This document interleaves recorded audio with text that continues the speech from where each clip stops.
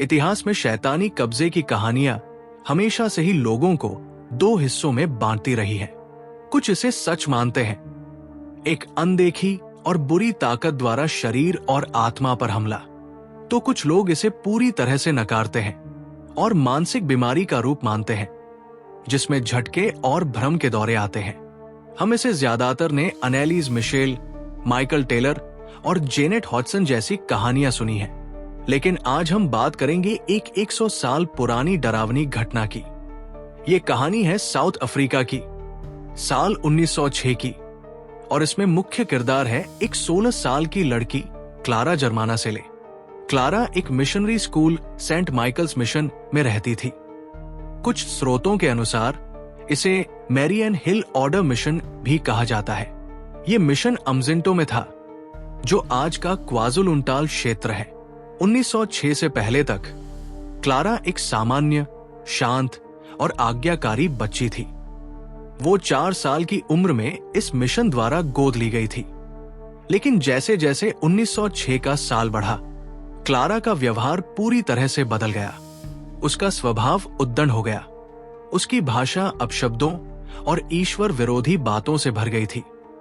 None और पादरी, जो उसे बचपन से जानते थे, उसे ठीक करने की कोशिश करने लगे। उसे धार्मिक वस्तुएं दी गई, उसके लिए प्रार्थना की गई। सबको उम्मीद थी कि पुरानी क्लारा वापस लौट आएगी।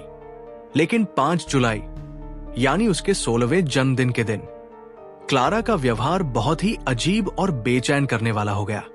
उसी रात वो अपने कमरे में जोर जोर से चिल्लाने लगी। 2 नन उसकी मदद को दौड़ी।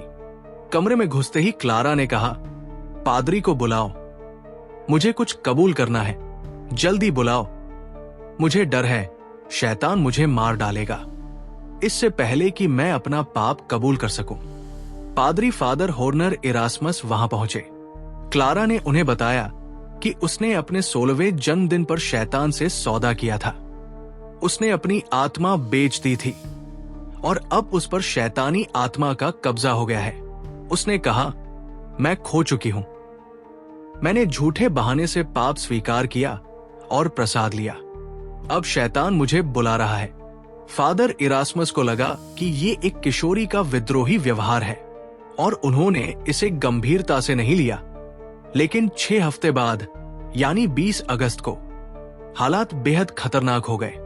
क्लारा के कमरे से चीखने चिल्लाने की आवाजें आई। 2 नन दौड़ी।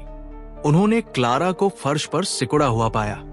उसके कपड़े फटे हुए थे और बिस्तर का ढांचा टूटा हुआ।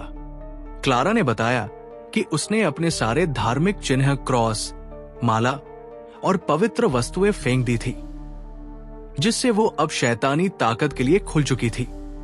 जब ननों ने मदद करने की कोशिश की, क्लारा ने कमरे में तांडव शुरू कर दिया।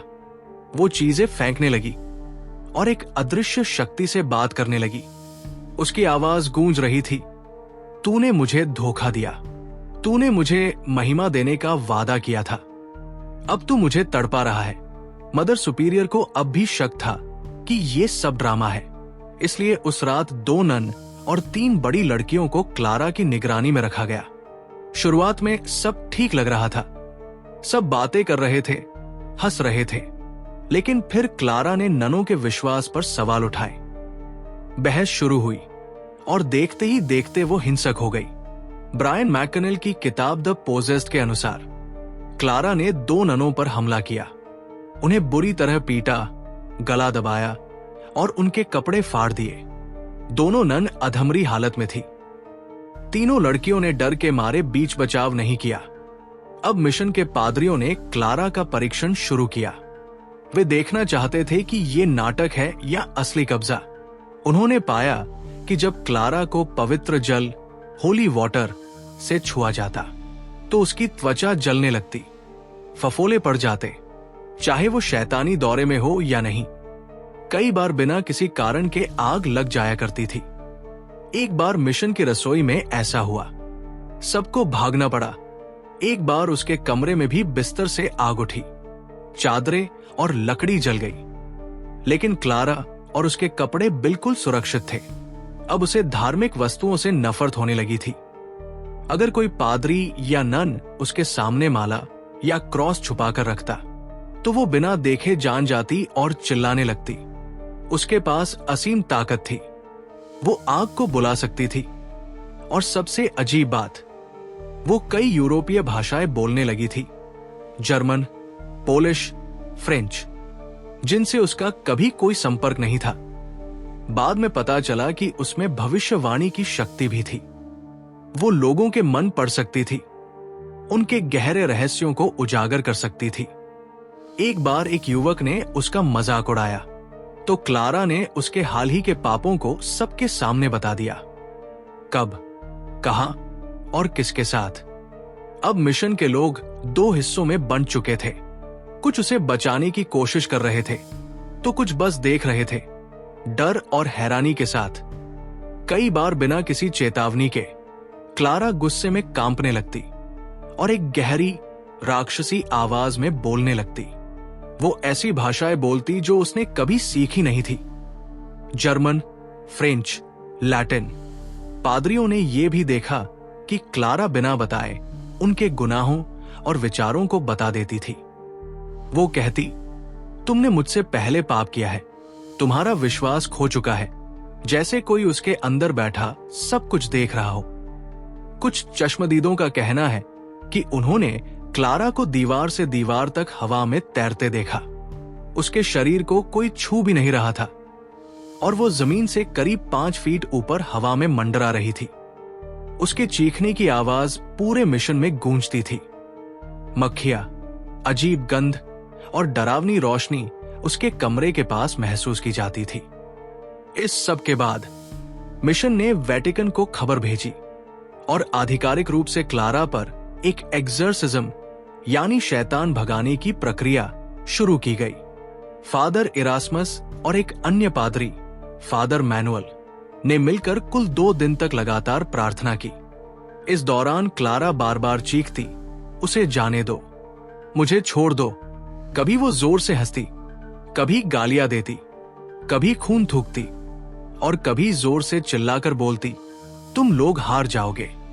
फादर इरास्मस के अनुसार शैतानी आत्मा ने खुद को जकोब नाम दिया और उसने कहा कि वो क्लारा की आत्मा को नहीं छोड़ेगा। लेकिन तीसरे दिन क्लारा का शरीर अचानक शांत हो गया। उसने आंखें खोली और बहुत शांत आवाज में कहा, वो चला गया है। इसके बाद क्लारा फिर से सामान्य हो गई। उसे कुछ भी याद नहीं था, ना अपनी चीखें, ना उड़ना, ना ही शैतान से किया सौदा। आज भी क्लारा जर्माना सेले का मामला सबसे रहस्यमयी शैतानी कब्जों में से एक माना जाता है। कुछ लोग कहते हैं ये एक मानसिक बीमारी थी जिसे उस समय समझा नहीं जा सका। कुछ मानते हैं ये पूरी तरह नाटक था, ध्यान खींचने के लिए। लेकिन बहुत सारे लोग आज भी मानते हैं कि उस लड़की के अंदर वाकई शैतान आ गया था और जो उसने खुद कहा था, मैंने अपनी आत्मा बेच दी है, अब वो मुझे नहीं छोड़ेगा। कहानी खत्म हो गई, पर सवाल अब भी जिंदा है। क्या वाकई शैतान हमारे बीच है या ये सिर्फ इंसानी दिमाग का अंधेरा है? अगर आप इस रहस्यमयी घटना के बारे में और गहराई से जानना चाहते हैं तो इस सच्ची घटना पर एक पूरी किताब लिखी गई है, the pact, inside the real life possession of Clara Germana Cele, जो Amazon किंडल पर उपलब्ध है। हमने इस किताब का लिंक डिस्क्रिप्शन में दिया है।